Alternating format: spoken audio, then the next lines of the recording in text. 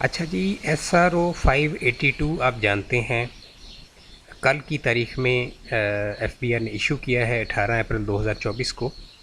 तो इस पे थोड़ी सी मैं डिस्कशन करना चाह रहा था। इसके अंदर जो चीज़ इन्होंने ख़त्म की है, SRO 350 के ज़रिए जो चीज़ इंट्रोड्यूस करवाई गई थी वो ये है कि इन्होंने ये लिखा हुआ है कि एक्सप्रेशन जो है within 30 days from the date the said requirement comes into force, ये ओमिट करना है, ख़त्म करना है। ठीक है, इससे बहुत से लोगों ने ये आइडिया लिया है कि बैलेंस शीट की रिक्वायरमेंट ख़त्म हो गई है। हालांकि ऐसा नहीं है, सिर्फ 30 दिन का जो टाइम लिमिट थी वो ख़त्म की गई है। अब मैं जा रहा हूँ SRO 350 में और मैं इसको, ये जो टेक्स्ट है उसमें ख़त्म करके आपको दिखाऊंगा कि जो बेसिकली रूल 5 सब रूल 2 है और उसकी क्लॉज F है जिसके अंदर ये चेंज आई है। ठीक है जी, तो मैं अब SRO 350 में आपको ले जाता हूँ। तो SRO 350 के ज़रिए से मैं आपको दिखा देता हूँ हमारे जो सेल्स टैक्स रूल्स हैं उसके अंदर ये टेक्स्ट है। रूल 5 था, सब रूल 2 था, उसके अंदर क्लॉज F नई इंट्रोड्यूस की गई थी।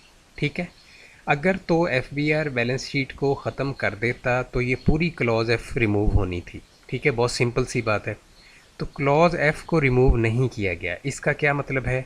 क्लॉज F का जो पहला पैराग्राफ है ये बताता है कि जो लोग नए रजिस्टर होंगे सेल्स टैक्स के पर्पस के लिए अदर देन मैन्युफैक्चरर्स, वो बैलेंस शीट की रिक्वायरमेंट को पूरा करेंगे, उसको सबमिट करेंगे। ठीक है जी।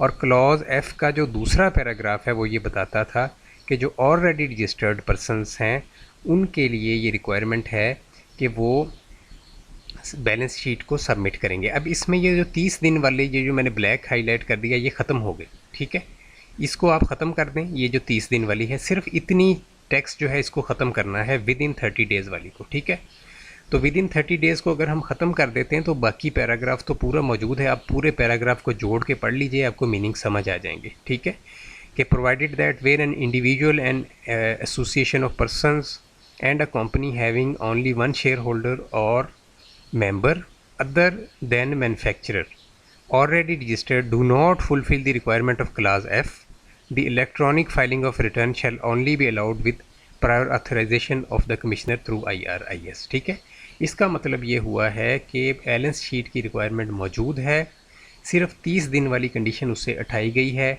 अगर आपके लिए पॉसिबल है तो आप बैलेंस शीट को राइट नाउ सबमिट कर दें।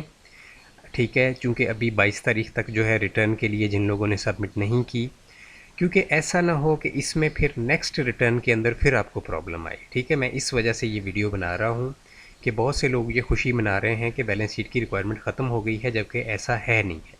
ठीक है, तो इसमें बैलेंस शीट की रिक्वायरमेंट ये मैं दोबारा बता देता हूँ। पैराग्राफ 1 के अंदर न्यू रजिस्ट्रेशन के लिए, पैराग्राफ 2 के अंदर जो है क्लॉज F के अंदर जो ऑलरेडी रजिस्टर्ड हैं उनके लिए बिल्कुल मौजूद है। और इस पे ये कंडीशन भी लागू है कि जो लोग बैलेंस शीट सबमिट नहीं करेंगे उनके लिए electronic filing of return of sales tax जो है वो मुअत्तल कर दी जाएगी, सस्पेंड कर दी जाएगी। ठीक है जी, तो आप अभी इसको सबमिट कर दें, ज़्यादा बेहतर है। साथ ही अगर आपसे नहीं बनती, कोई इशू है, गलत आप सबमिट कर रहे हैं, फिर आपकी मर्ज़ी है, फिर आप अगर डिले करते हैं तो वो आपका अपना रिस्क है। ठीक है जी।